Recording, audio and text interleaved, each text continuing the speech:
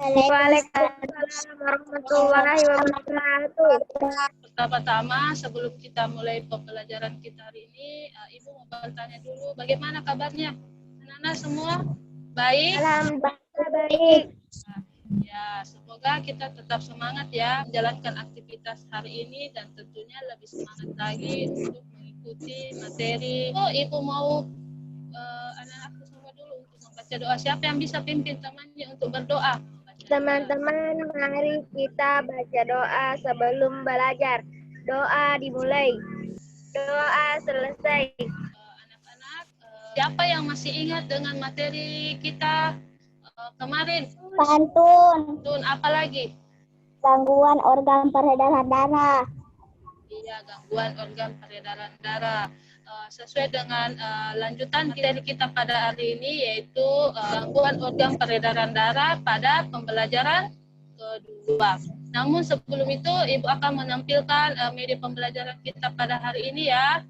Ibu akan menyampaikan terlebih dahulu tujuan pembelajaran kita yang harus dicapai, yaitu yang pertama, dalam muatan bahasa Indonesia melalui tayangan video YouTube, peserta didik dapat menganalisis ciri-ciri pantun dengan benar. Yang kedua, melalui tayangan video YouTube, peserta didik dapat menelaah amanat pantun dalam pantun dengan benar. Ya. Adapun muatan IPA-nya, peserta didik dapat menganalisis organ peredaran darah pada manusia secara rinci. Muatan SBDP, peserta didik dapat mengidentifikasi berbagai properti tari sesuai gambar dengan benar. Ya, kita lanjut ke materi pertama, muatan pertama yaitu bahasa Indonesia. Sampai di kelas Lani, Adayu, Edo, dan anak lain disambut oleh ibu guru yang membacakan pantun dengan ceria. Ketika pantun yang diucapkan oleh ibu guru, pergi ke kota membeli gitar. Gitar dipetik, sungguh memikat. Murid ibu semua pintar, masuk kelas tanpa terlambat. Oke, siapa yang bisa baca balasan dari pantun ibu tadi? Pagi-pagi berolahraga, keliling kampung berlari-lari. Belajar itu perlu berdoa supaya kita berilmu tinggi. Tentang apa yang dibaca? Ya. Iya, ibu sama temannya tadi Nadia ini membaca pantun. Jadi sesuai materi kita akan membahas masalah pantun. Jadi apa itu pantun? Jadi minggu lalu, kemarin kita sudah membahas masalah pantun. Siapa yang masih ingat apa itu pantun? Karya sastra. Apalagi? Lama. Iya, puisi lama. Ibu tambahkan, jadi pantun merupakan karya sastra jenis puisi lama yang dapat menghibur sekaligus menegur. Pantun merupakan ungkapan perasaan dan pikiran karena ungkapan tersebut disusun dengan kata-kata sedemikian rupa sehingga menarik untuk didengar atau dibaca. Jadi ibu akan menampilkan contoh pantun. Siapa yang bisa baca? Ahmad Sarif bisa baca? Pergi sekolah naik sepeda, mengajar cita-cita jadi perawat. Mari rawat tubuh kita, jantung kuat, hidup pun sehat. Iya, dari contoh pantun ini, apa yang bisa kalian lihat? Ada berapa baris? 1, 4. Iya, ada 4 baris. Kemudian, apa lagi yang bisa kita lihat? Di ujung, katanya berpola sama atau tidak? Misalnya yang pertama dengan yang ketiga sama atau tidak? Sama atau tidak? Jadi ini dikatakan berpola AB, AB. Kenapa AB? Ini A yang pertama dengan yang ketiga sama. A baru yang kedua dikatakan B. Jadi AB, AB. Jadi ciri-ciri pantun bersajak 5, AB, AB, atau bisa juga AAA. Yang kedua dalam satu bait terdiri dari 4 baris. Jadi yang ketiga setiap baris terdiri atas 8 atau 12 suku kata. Yang keempat, baris pertama dan kedua merupakan sampiran. Baris ketiga 4 merupakan isi. Amanat pantun.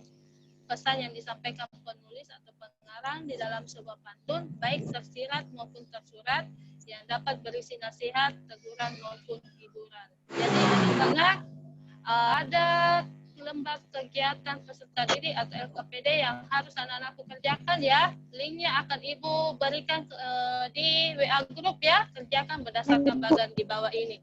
Oh ya, Anak-anak ada juga di sini tugasnya ayo berkreasi. Jadi tugasnya membuat pantun karya pribadi. Ini anak-anakku memperagakan atau membaca pantun tersebut dengan memperhatikan lafal, intonasi, serta ekspresi yang tepat. Anak siapa yang berjalan kaki atau bersepeda ke sekolah? Ya, kita akan membahas masalah organ peredaran darah. Siapa yang bisa sebut apa saja organ peredaran darah? Jantung, Apalagi? paru-paru, pembuluh darah. Nah, jadi kita akan membahas nanti ketiganya ya. Namun tidaklah lengkap kalau kita tidak membahas tentang darah juga ya. Ini ada darah, pembuluh darah, jantung, paru-paru. Jadi darah ini berperan untuk itu sebagai pengangkut sari-sari makanan ke seluruh tubuh ya. Kalau pembuluh darah, apa fungsinya pembuluh darah? Proses pengaliran darah. Kemudian jantung, fungsi jantung? Memompa darah, Kemudian paru-paru? memompa oksigen. Penyuplai oksigen. Apa yang terjadi apabila salah satu organ peredaran darah tidak berfungsi atau mengalami kelainan? Gangguan pada organ peredaran darah. Jadi kita akan membahas tentang gangguan organ peredaran darah. Dapat terjadi karena faktor keturunan dan non-keturunan.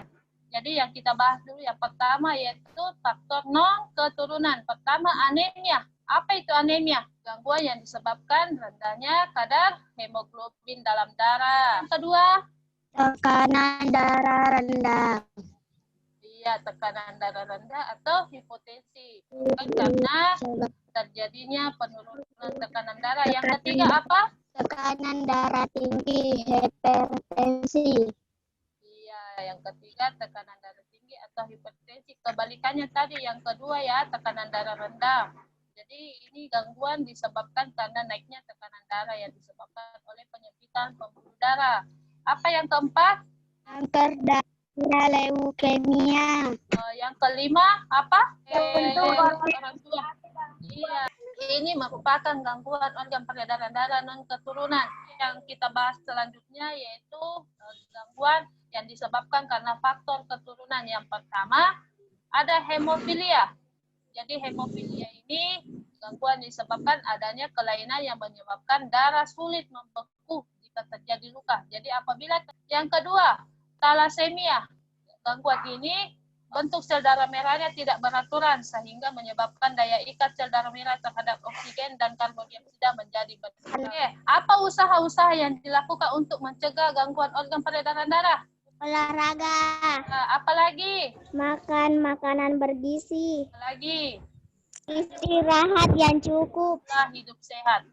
Ibu akan mengirim link video lewat WA grup ya, jadi anak-anakku bisa lihat untuk lebih jelas melihat tentang gangguan organ peredaran darah. Oke, ada LKPD yang harus anak-anakku kerjakan, bisa diakses melalui link juga, akan ibu kirimkan melalui WA grup ya. Jadi kita lanjut, apa yang dapat kita lakukan jika ingin organ peredaran darah sehat?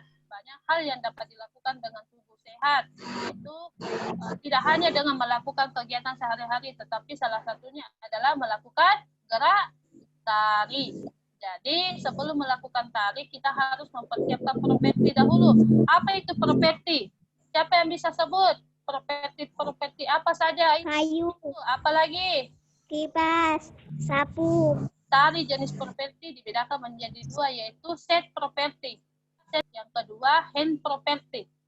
Jadi ada di sini gambar, 3 gambar. Anak-anakku amati coba gambar yang pertama, kedua, dan ketiga. Properti apa yang digunakan pada gambar pertama? Kipas. Gambar kedua menggunakan apa? Ombak. Yang ketiga menggunakan apa? Panah. Oke, tugasnya sekarang memperagakan tarian dengan properti tari. Gerak tari diperagakan dengan 4 rangkaian gerak saja dengan hitungan 2 kali 8. Baiklah anak-anak, untuk menguji pemahaman kalian terhadap materi pembelajaran hari ini, Ibu akan mengirimkan bahan evaluasi. Jadi linknya nanti Ibu akan kirim melalui WA. Jadi silakan anak-anakku akses link tersebut. Oke anak-anak, itulah materi yang Ibu bawakan pada hari ini. Siapa yang bisa menyimpulkan materi hari ini? Belajar tentang apa kita? Pantun. organ peredaran darah, properti tarif. Sampai di sini dulu materi kita hari ini. Siapa yang bisa pimpin temannya untuk berdoa? Selesai. Teman-teman, mari kita baca doa sesudah belajar. Baca doa dimulai. Doa selesai. Oke anak-anak, jangan lupa tugasnya dikerjakan ya. Ya, Bu.